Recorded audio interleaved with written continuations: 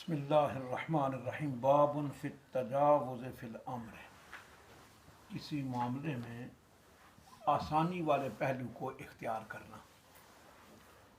حضرت ام المؤمنین سیدہ عائشہ صدیقہ سلام اللہ علیہا سے حدیث مروی ہے، انہا قالت، بے شک آپ فرماتی ہیں، ما خیر رسول اللہ صلی اللہ علیہ وسلم، نہیں اختیار دیا گیا اللہ کے رسول صلی اللہ علیہ وسلم کو فی امرین، دو کاموں میں، یعنی دو کام ہیں ان میں رسول اکرم صلی اللہ علیہ وسلم کو اختیار دیا گیا، یہ کر لیں یا یہ کر لیں، الا اختار ایسرہما، مگر آپ نے ان دونوں میں سے جو آسان ہے اس کو اختیار فرمایا۔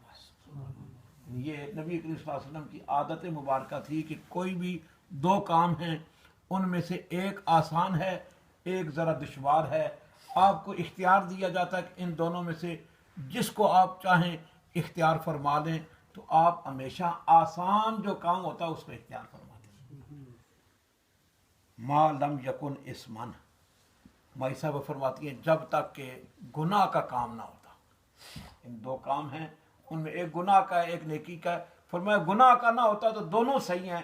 مثال کے طور پہ ایک بندہ برمنگھم گیا ہوا ہے، واپسی پہ آتے ہوئے نماز کا ٹائم ہو گیا ہے، اب اس کو راستے میں نماز پڑھے تو قصر ہے، گھر پہنچ کے پڑھے تو پوری ہے۔ دو امر ہیں، ایک میں سہولت ہے کہ وہ قصر نماز پڑھ کے فارغ ہو جائے، دوسری ہے کہ گھر پہنچ کے پوری پڑھے۔ تو اب سفر کی وجہ سے بندے کو تھکان ہوتی ہے، مشکل ہوتی ہے، گھر پہنچ کے دشواری ہو جاتی ہے، تو اس لیے اگر وہ سفر میں پڑھنا چاہتا ہے قصر کر لے، گھر پہنچ کے پڑھے گا تو پوری پڑھے گا۔ تو یہ دو کام ہیں، دونوں میں سے آسان کیا ہے کہ قصر پڑھ لے، اور مشکل کیا ہے کہ گھر آئے آرام سے وضو کرے پوری نماز پڑھ لے۔ تو دونوں جائز ہیں، دونوں ٹھیک ہیں، لیکن ان میں آسانی والا پہلو کون سا ہے؟ قصر کر لینا۔ تو نبی کریم صلی اللہ علیہ وسلم اس طرح کے دو معاملات کہ جن میں ایک کے اندر آسانی ہے ایک کے اندر دشواری ہے، تو آپ آسانی والے کو لے لیتے دشواری والے کو۔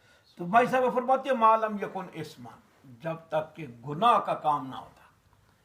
فإن کان اسما، اگر گناہ کا کام ہوتا، کان ابعد الناس منہ، آپ لوگوں سے گناہ سے بہت زیادہ دور ہٹنے والے تھے، گناہ کا کام کے قریب آپ جاتے ہی نہیں تھے، گناہ آپ سے ہوتے ہی نہیں تھا، کیونکہ نبیوں کے بارے میں ہمارا عقیدہ یہ ہے کہ وہ معصوم عن الخطا ہوتے ہیں، نبیوں سے گناہ ہو سکتا ہی نہیں ہے، اللہ نے ان کو بچا کے رکھا ہوا ہے۔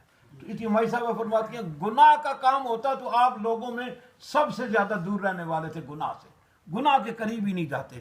کام جائز ہوتا، دو ہوتے اس کے پہلو، تو جو آسانی والا پہلو ہے اس کو آپ اختیار فرما لیتے۔ وَمَنْ تَقَمَ رسول اللہ لِنَفْسِهِ، مائی صاحبہ فرماتی ہیں اللہ کے رسول صلی اللہ علیہ وسلم نے کبھی بھی اپنی ذات کے لیے کسی سے بدلہ نہیں لیا۔ کسی نے آپ کی ذات کو تکلیف دی تو آپ نے اپنی ذات کے لیے کسی سے کوئی بدلہ نہیں لیا۔ طائف کے میدان میں دیکھیے نا کہ پتھر مارے گئے ہیں، آپ کا جسم لہو لہان ہو گیا ہے، پورے جسم سے خون نکل رہا ہے، اور جبرائیل علیہ السلام آ کے عرض کرتے ہیں اگر آقا حکم دے تو میں ابھی ان کو اپنے پروں پہ اٹھاتا ہوں اور کلٹی کر دیتا ہوں، یہ سب نیست و نابود ہو جائیں گے جنہوں نے آپ کی اتنی آپ کو تکلیف پہنچائی ہے۔ تو میرے اور آپ کے آقا نے کیا فرمایا، اے جبرائیل میں زحمت نہیں، میں رحمت بن کے آیا۔ سبحان اللہ۔ اور دعا ہمیشہ فرماتے کہ اللہم اہد قومی فانہم لا یعلمون، اے اللہ میری قوم کو ہدایت عطا فرما، کہ مجھے نہیں جانتے میرا مقام کیا ہے، میرا مرتبہ کیا ہے، میری شان کیا ہے، یہ نہیں جانتے، تو میری قوم کو ہدایت عطا فرما۔ تو اپنی ذات کے لیے کبھی آپ نے کسی سے بدلہ نہیں لیا تھا۔ الا ان تنتہک حرمت اللہ، مگر یہ کہ کوئی اللہ کی حرمت جو ہے اس کو پامال کرتا تو فینتقم للہ بہا، پھر آپ اللہ کے لیے اس سے ضرور بدلہ لیتے تھے۔ کوئی بندہ اللہ کی حرمتوں کو پامال کرے، اللہ کے حکموں کو توڑے، تو اللہ کا حکم توڑنے والے سے کو آپ معاف نہیں کیا کرتے تھے۔ جیسے آپ نے مکہ فتح ہوا تو آپ نے علل اعلان فرمایا، اے مکے والوں، کبھی میں رات کی تاریکی سے مکے سے نکل کے گیا ہوں، آج فاتحانہ انداز سے داخل ہوا ہوں، تم میں سے کسی کو جرت نہیں ہے مقابلہ کرنے کی، اور میں جس جس کو چاہوں جو جو مجھے تکلیفیں دیتے رہے چن چن کے بدلے لے سکتا ہوں. میں حضرت یوسف علیہ السلام کی طرح، جیسے انہوں نے اپنے بھائیوں سے کہا تھا لا تثریب علیکم اليوم، آج کے دن تم سے کوئی بدلہ نہیں لیا جائے گا. اے مکے والوں، میں بھی تمہیں کہتا ہوں تم سے کوئی بدلہ نہیں لوں گا. لیکن ان میں سے جنہوں نے اللہ کی بارگاہ کے جرم کیے ہوئے تھے، ان کا حکم دیا کہ چن چن کے ان کو مار ڈالو. 4 خواتین تھیں اور کچھ مرد تھے جو اسلام دشمن تھے. ابن قتل کے بارے میں ہے کہ کعبے کے پردوں میں چھپا ہوا تھا. کعبہ شریف کے غلاف میں کیا ہوا؟ چھپا ہوا تھا. رسول اللہ کو اطلاع دی گئی کہ کعبے کے پردے میں چھپا ہوا ہے. فرمایا اس کو وہیں جا کے قتل کر دو. تو مکے میں جہاں سب کو معاف کیا گیا، وہاں ایسے بدبختوں کو آپ نے قتل کرنے کا بھی حکم دیا کہ اللہ کا معاملہ جو توڑے اس کو رسول اللہ معاف نہیں کیا کرتے تھے. اس حدیث سے مجھے اور آپ کو یہ بھی سمجھنا ہوگا کہ نمازیں کس کی ہیں، روزے کس کے ہیں؟ اللہ کے ہیں. ہم نمازیں نہ پڑھیں، روزے نہ رکھیں اور اس امید پہ بیٹھے رہیں کہ رسول اللہ ہماری سفارش کر دیں گے، تو ایسا آسان کام نہیں ہے. یہ نمازیں، یہ روزے رب کے ہیں. اور آپ حدیث میں سماعت کر رہے ہیں کہ آپ اللہ کے معاملے میں بدلہ لیا کرتے تھے. ذات کا معاملہ ہوتا معاف کر دیتے، خدا کا معاملہ ہوتا تو پھر آپ معاف نہیں کیا کرتے تھے. اس لیے کوئی یہ سمجھے کہ میں سال کے بعد میلاد کرا لوں گا، 11ویں شریف دے دوں گا، میلاد کا لنگر کھلا دوں گا اور میرے سارے گناہ معاف ہو جائیں گے، تو یہ دماغ کی خرابی کے سوا کچھ نہیں ہے.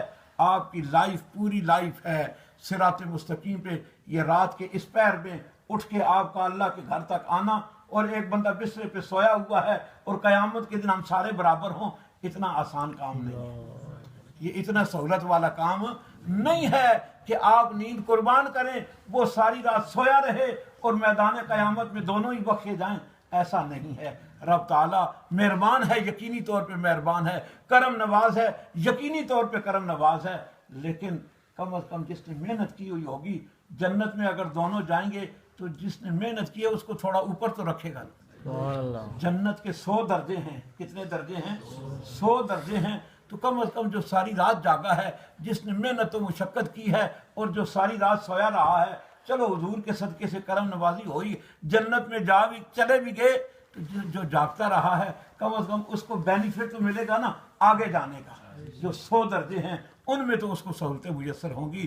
لیکن یہ یاد رکھنے کی باتیں ہیں کہ رسول اللہ ایسے لوگوں کو معاف نہیں فرماتے جو اللہ کے حکم کو توڑنے والے ہوں. اللہ پاک مجھے اور آپ کو دین کی سمجھ عطا فرمائے اور اس پر عمل کی توفیق نصیب فرما دے. رضی اللہ تعالی عنہا سے مروی فرماتی ہیں ما ضرب رسول اللہ صلی اللہ علیہ وسلم خادما، اللہ کے رسول صلی اللہ علیہ وسلم نے کبھی اپنے خادم کو سزا نہیں دی. کبھی خادم ہے، خدمت پہ لگا ہوا ہے، کام کرنے والا، اس سے کوتاہی ہو جاتی ہے، کبھی آپ نے اس کو مارا نہیں ہے.